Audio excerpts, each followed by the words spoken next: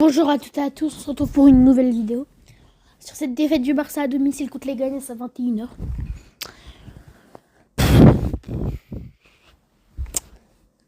Je suis très énervée là. Et encore parce que ce débrief, je le tourne à froid. Je le tourne pas directement après le match, je le tourne un jour après, généralement les débriefs. Donc défaite 1-0. Et encore et toujours, le râler le Barça, des clowns, on est des clowns, on va donner la Liga à l'Atlético en fait. On perd que des points, ça fait 6 matchs sur les 6 matchs de Liga. Je dis bien de Liga parce que la Ligue des Champions, on n'a aucun problème. Sur les 6 matchs de Liga, une victoire. C'est une crise et c'est vraiment la crise là. C'est pas la victoire contre Dortmund, là on n'a plus besoin de points en vrai en Ligue des Champions, on est déjà minimum top 8. Mais faut se concentrer un peu en Liga parce qu'à un moment, quand on bat le Bayern, quand on bat le Real, quand on bat Dortmund, quand on bat même toutes les équipes moyennes, Villarreal, Bilbao, tout ça, on peut pas perdre contre Las Palmas, Leganés à domicile. Première mi-temps, honteuse. Vraiment, ouverture du score très tôt dans le match par un manque de concentration. Hein. Bien sûr, on n'était pas encore entré dans le match. Ouverture 4 minutes de jeu. Leganés à 11 derrière pendant 86 minutes à 11 derrière tout le match. Et forcément, on n'arrive pas à trouver le verrou.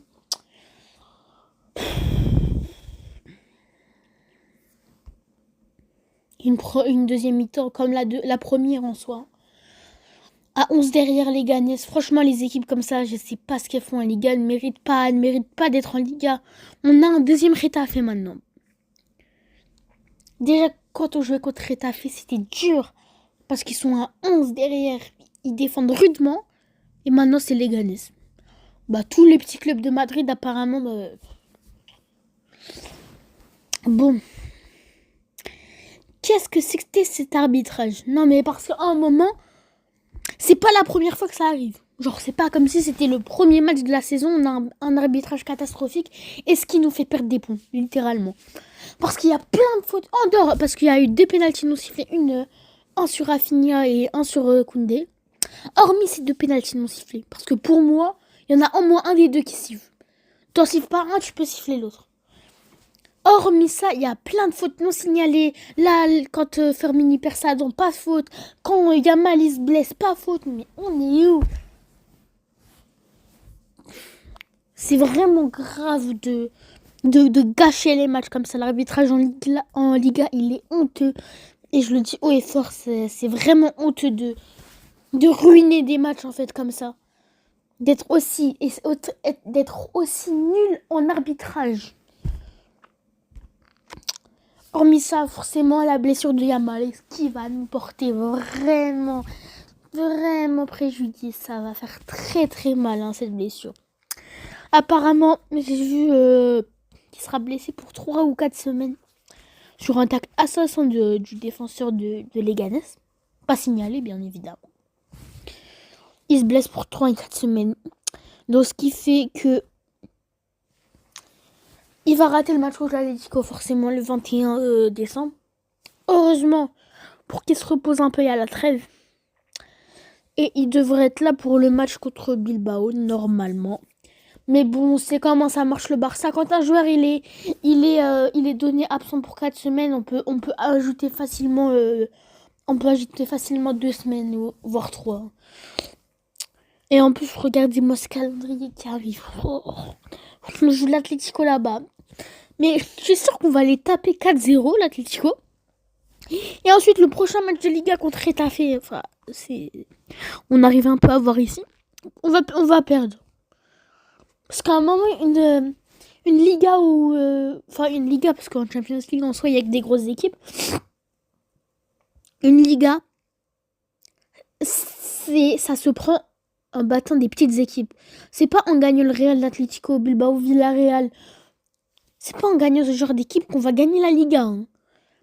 Faut déjà battre les plus petits, ensuite on verra pour les grands. Parce qu'en soi, si on perd contre le Real, l'Atlético,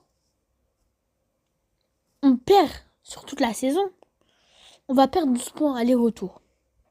Mais si on commence à perdre que tout, Leganés, Las Palmas, Celta Vigo, tout ça, toutes ces petites équipes contre qui on a déjà perdu des points,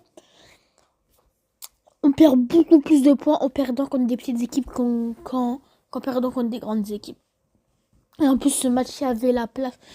Parce que je vais parler de Lewandowski, parce qu'à un moment, faut en parler. Ça fait combien de matchs qu'il nous a pas sorti un bon match?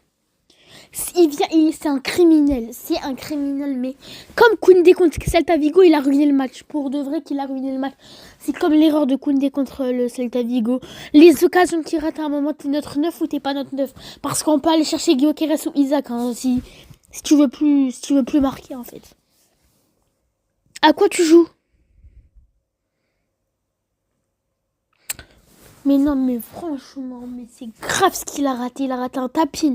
Un tapin. Et ensuite, les gens, ils vont dire que le gardien de Leganés, il a fait un grand match. Manuel Neuer Prime et tout. Alors que si juste il met ses frappes pour un du poteau, le gardien, il peut rien faire. Mais je sais pas où est passé son instinct de neuf à celui-là. Non, mais c'est grave quand même. On va parler, hein, parce que regardez les XG de ce match. Donc les XG, pour ceux qui ne savent pas encore une fois, c'est les chances de but. Ça veut dire que normalement, on doit marquer le nombre qui est affiché.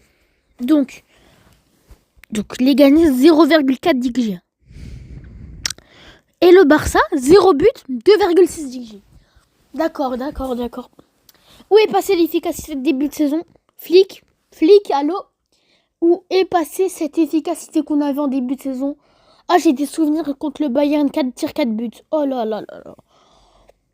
Contre le Bayern, j'ai des souvenirs avec 4 tirs, 4 buts. Et là, on a 2,6 d'XG, 0 but. Ok. Bah, super, hein. Franchement, super de donner des matchs comme ça. Hein. Attends, parce que la compo en soi, c'est l'équipe type. Hein.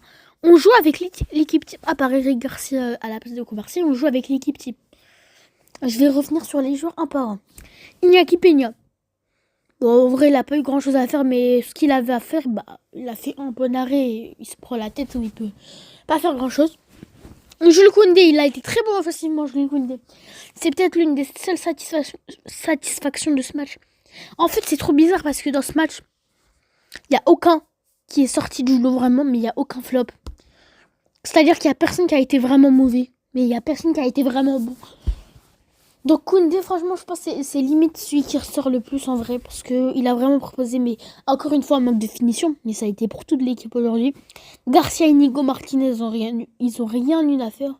Baldé, j'aime bien ses remontées, mais bon, parfois, il faut qu'il lâche un peu la balle. Casado, bon match, enfin un match correct. Pedri, match correct, un peu pareil. Yamal à droite, forcément, il faisait un beau début de match, mais après, ce tacle assassin du défenseur de Leganés, il pouvait plus faire grand chose. Olmo, c'est trop. Je sais pas ce qui se passe encore pour lui. À partir du mois. Enfin, au mois d'octobre, il avait mis quoi? Quand il avait commencé, il a fait ses débuts.